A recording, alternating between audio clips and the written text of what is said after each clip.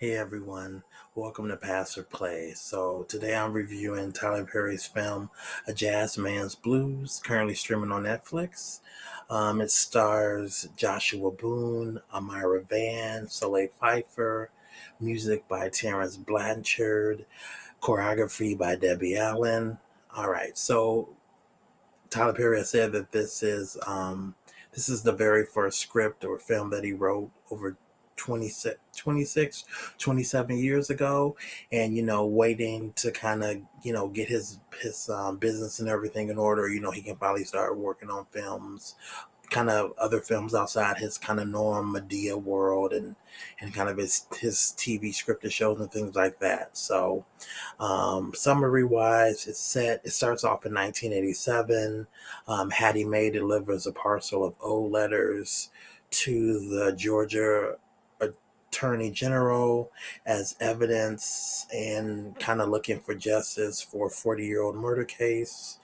And then it flashes back to 1937 involving the two characters that the letters are mainly about, which is Bayou, which is played by Joshua Boone, and Leanne, who's played by Soleil Pfeiffer. Um,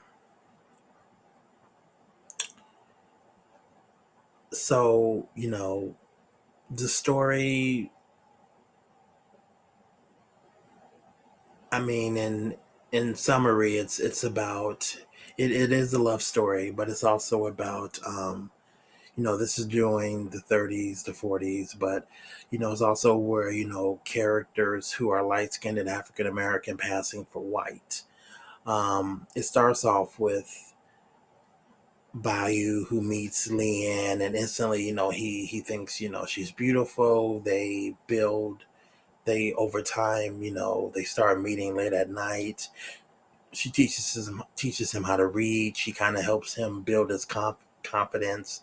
He's kind of shy, introverted. I wouldn't say he's slow. I mean, he may just be kind of like a slow learner, but he's kind of like a just he is the youngest of two of the two. He's the youngest and he has one older brother. His father and his older brother, they're kind of bullies to him, because he's soft spoken and things like that. But anyway, Bayou and Leanne, they find love in their, at this time. And, Leanne's mother is away in some other state, in Boston, I believe. And, she's staying with her grandfather who is sexually assaulting her. And Bayou does he does find out and sees it, but he doesn't try to, fight the grandfather, because, he's scared. But anyway, at a certain point, Bayou asks Leanne to marry him. And she does say yes, but then when this happens, her grandfather calls her mother, and her mother comes and then threatens Leanne that she will call the cops on, she will call the sheriff on Bayou if Leanne doesn't agree to come with her to Boston. And when this happens, Bayou finds out. He tries to get Leanne to stay and tries to get the mother to stop, but he doesn't. And then they kind of drive off. And then, years later, Leanne comes back to Hopwell, Georgia, and after Bayou gets honorably discharged from the army from having from getting injured, he moves to Hopwell, Georgia, which is where his mom is at now, and then they end up meeting again. Now she's married to a white man, and she's passing off. She's passing as a white woman. Now at this point, I mean, once it kind of gets to this point, you already kind of know how this story is going to end. During that time, if people were passing, or even if it was quote unquote an interracial relationship, they usually didn't end well. There are, I mean, of course, there are some exceptions to the rule, but you know, interracial relationships during those times, they just didn't end well. Um, But it's let me just say, and then too, when Leanne, comes back with her new husband,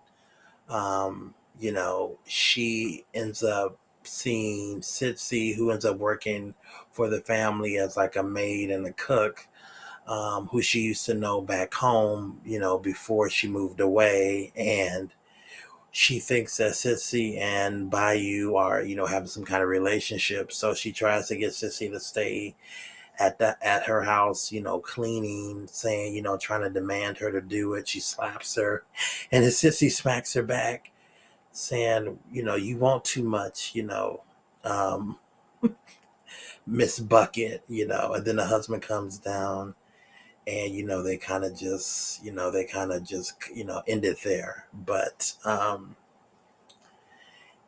and Sissy also ends up saving Bayou at one point too in the film, when the sheriff, because Leanne's mom, lies and says that Bayou whistled at Leanne, which he didn't. But then the sheriff and the husband, they want to go take a mob down to Bayou's mother's house to kill him, to teach him a lesson, because he whistled at Leanne, which he didn't. He ends up getting in a car with his brother Willie Earl and Ira, like a manager, and they end up going to Chicago, where Bayou, grows and becomes, more, I would say, more confident and more secure in who he is as a singer, as a performer, as a man. He kind of grows in that space. He thrives in it. It forces him to grow up, because he wants to save money so he can come back to get Leanne and move away and live happily ever after. Um, of course, that doesn't happen, and the story has a sad ending.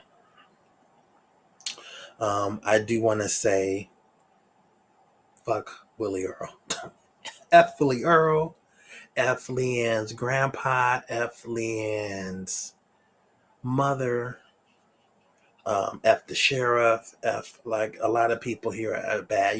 This one of the sad things about this movie is that it's not just the racism as far as the Caucasian people are concerned.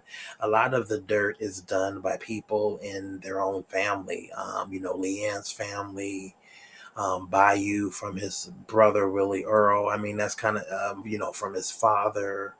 A lot of the dirt is done from people in their own family, let alone the racism and the bigotry and all that's involved in the South, or just traveling about during that time. Um, and at the and in the story, Leanne ends up getting pregnant, and it is Bayou's baby. But of course, the baby's, because she's light skinned, the baby stays light skinned, and the white man that she's married to, he assumes that that's his child, which isn't the case. And the letters that in the beginning of the film, the letters that Hattie Mae delivers to the Attorney General, is the son of Bayou and Leanne. Of course, he towards the end of the film, the Attorney General takes the letters and puts them in front of his mother, Leanne, who's now in a nursing home. And the nurses or the caretakers there keep saying that she keeps listening to this song, "Paper Airplanes," which was recorded by Bayou when he was out in Chicago. She just keeps playing that song over and over again. And when the Attorney General Jonathan, which is the son of Leanne and Bayou, drops the letters on in front of the table in front of her, she just starts crying. And she just starts crying hysterically. And he kind of gets up from sitting in front of her. He goes outside and he sits on the porch in a rocking chair, and the movie kind of just ends there. Like, he's just sitting there and it fades. And in the movie, it looks like he's running for something in office. And he's talking about all people keep thinking all white men are racist, and it's like he's passing too. And it's like he's married too, so he may have kids. They may be light skinned as well, whatever. But he finds out, from these letters, who he really is, and all that. So I think it's a good full circle moment. I think, yeah, again, I would say that this is Tyler Perry's probably best film that's not within, the Medea kind of world.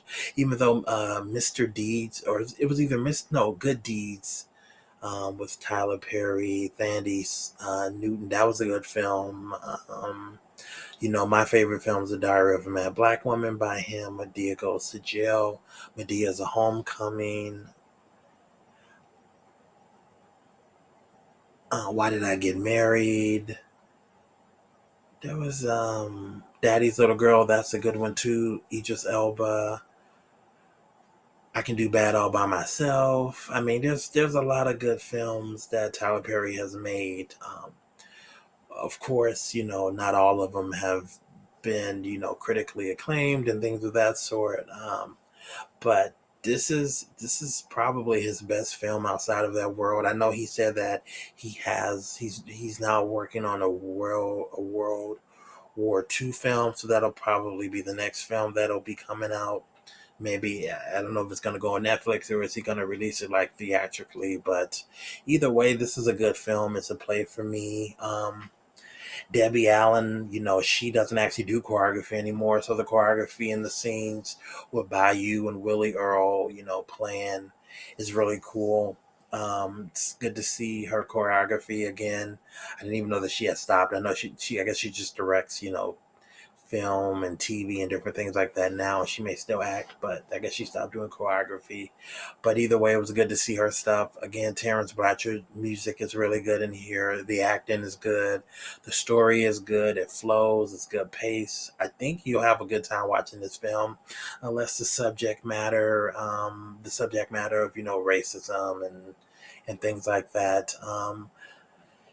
They do show Leanne being raped by her grandfather in the scene too. So depending on I guess if you're watching it with your kids, just be aware of that.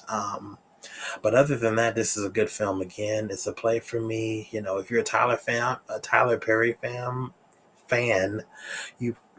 I think you will like it because it's still within his wheelhouse. It's just not centered around Medea or any of those characters or those family members, but it's still very much this is a Tyler Perry film. And honestly, I can't wait to see what else he does. I think it'll be really cool to see. It'll be cool to see him kind of flex what else he can do. And now he has the money and the freedom to do whatever he wants. So I think that's probably going to be good for the audience. But if you have any comments, leave them below. Click the like button if you like this review, and please subscribe.